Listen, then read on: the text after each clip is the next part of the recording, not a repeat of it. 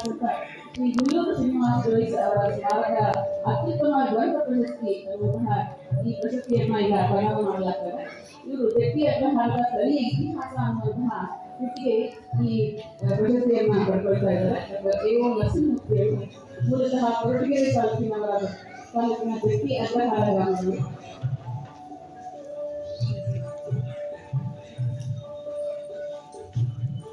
ಇತಿಹಾಸ ಸಂಶೋಧನಾ ಪ್ರಶಸ್ತಿ ಗುಲ್ಲೂರು ಶ್ರೀನಿವಾಸ ಜೋಯಿಸ್ ಸ್ಮಾರಕ ಅತ್ಯುತ್ತಮ ಗ್ರಂಥ ಪ್ರಶಸ್ತಿಯನ್ನ ಪಡೆದುಕೊಂಡಿರುವಂತಹ ಡಾಕ್ಟರ್ ಎ.ಓ. ನರಸಿಂಹಮೂರ್ತಿ ಅವರಿಗೆ ಅಭಿನಂದನೆಗಳು.